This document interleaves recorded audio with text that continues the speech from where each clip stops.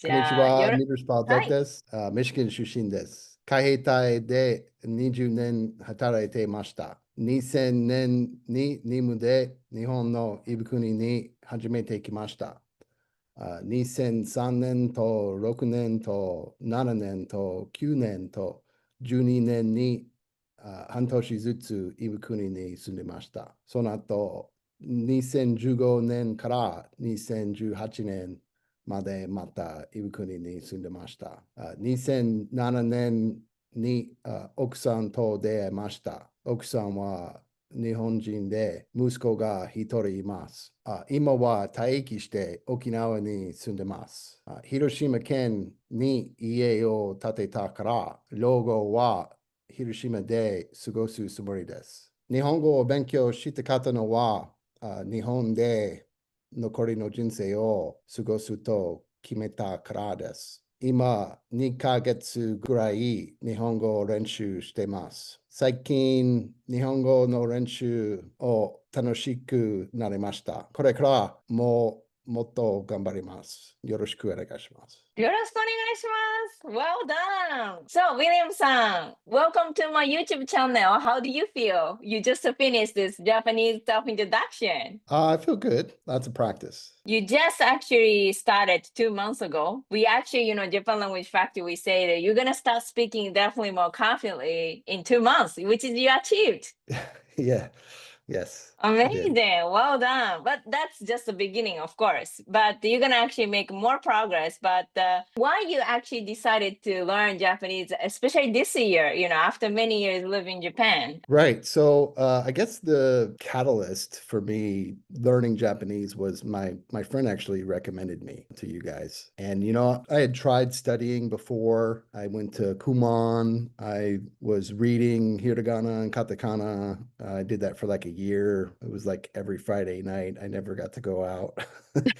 uh, Wow. and Friday so night. That's bad yeah. timing. And so, I was learning how to read Japanese, but I wasn't understanding what I was reading. And so I just kind of quit going. I told the instructor, yeah, I don't understand. They had me reading kids' books and okay, I can say the words, but I don't know what they mean. And so the reason why I want to learn Japanese is because, well, I live here. I have a house here. My life is here. And so I kind of need to learn Japanese or live the rest of my life not being able to speak. While working and after work, you go there, it must be even more difficult than children because you work full time already and you need to go to school. So I'm just curious why you chose Japan Language Factory specifically from over the so many choices. Now it's people learn with the Google Translate, ChatGPT, or even a lot of language apps. I'm seeing a lot of people using Duolingo. There are so many options. What do you think? Why you chose specifically Japan Language Factory?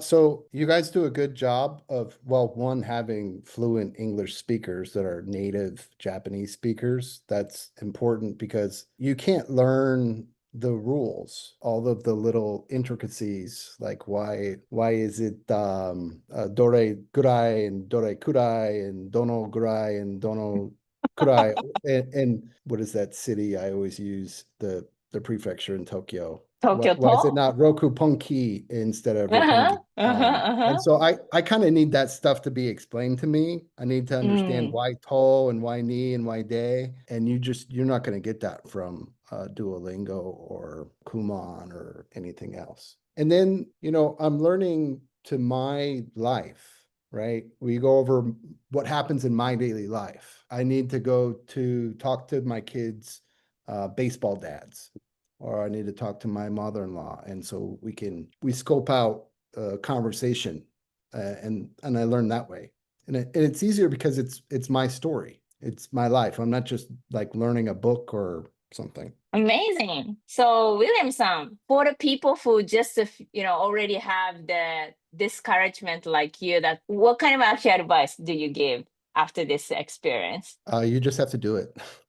You have to put in the time. It can be done. It's much easier if you have someone to coach you, and the audio recordings help a lot because you get to hear the correct pronunciation over and over. And it's not you just reading the words and saying it wrong. You just got to do it. That's my advice. I raised two kids bilingual. If they can do it, I can do it. They had the benefit of doing it when they were kids, and it was just second nature. But if they can do it, I can do it. Definitely. You have a more motivation than them, but they have a more bilingual friends maybe. But it's definitely adult has a more motivation so that if we can find the best learning structure, it's definitely gonna be more consistent than children. So you actually just started, but you're gonna make more progress for sure. But you actually mentioned about moving to Hiroshima in your rest of life. Personally, why you decided to live in Japan forever? It's safe. The people are nice. There's lots to do, and people think it's expensive, but it's a lot cheaper than the United States. So a good quality of life, and the weather in Okinawa is beautiful. But how did you decide to have a house in Hiroshima? Well, so I was working at the base in Iwakuni at the time that we decided to build the house, and we Mm. built it. My wife kind of designed it, and our son Ian, we wanted him to go to school, international school in Hiroshima, and so we kind of picked a place that's halfway in between the base and halfway in between the school. We didn't want to be too close to the base, and we wanted him to be able to get to school pretty quickly. But he doesn't like that school anymore, so and he really likes the school here in Okinawa. But that's why we Mm. picked that place in Hiroshima, and it's a great house. We love it. When my job takes me back to Iwakuni or I retire, we're gonna go back to that house. Amazing. So, a lot of people actually worry about, what about the social life because of the language barrier? So, what is your ideal like a social life as a retirement life? For example, you like to participate in some club, or you have already hobby, you would like to do something in Japan. Have you ever thought about? Oh, wow, that's a deep question. So, living in Hiroshima area, bike rides, I'm a cyclist. Close to the water, so we can go fishing. You can just hop on a train and go to Hiroshima and go to the bar district. Don't have to worry about Mm. driving and can either just say, okay, I'm just going to stay the night in Hiroshima, get a hotel, or get back on the train and come home. I like to grill one of those cheater grills. I don't know if you've ever heard of them. It's like a pellet grill, and Mm-hmm. it automatically feeds the pellets, so it keeps the temperature the same. All of my Japanese neighbors, they come over when I turn that grill on. Yeah, they come Nice. over and we drink beer out in the yard, and we eat sort of family style or potluck. People bring food over, Mm-hmm. yeah, and we have a party at the house. Amazing. So at the end, you already actually share a lot of actually future plan, but for the people, especially now it's working in the US military, thinking of like live in Japan a little bit more long term or more already maybe decided to live in Japan forever. But it's a lot of people actually struggle with the communication. So what is your action plan for this year and next year? Me personally, I haven't been studying every day. I need to study more, but it's only 10, 15 minutes a day. And so I'm going to study every day and continue to speak Japanese. You have to actually look for opportunities to speak Japanese. Yeah. Amazing. Last night I was picking Ian up from he has a Yaku academy, and I had my dog with me, and one of the boys came out of the academy and he wanted to pet my dog's Quasi. And then the father asked me, and I have trouble with Okinawan accents, but I think he said Nani Ken, what kind of dog? I didn't realize that Ken was like a prefecture and a dog breed. Different So kanji, but same pronunciation. Yes. yeah. So I was like, oh, okay. And I told him Cairn Terrier. And then I asked the boy what he was doing. Nanaga yatarun desu ka? And he Mm. said, Yakyu Academy. And I said, oh, Musko. And I didn't finish the sentence. So like, Ian?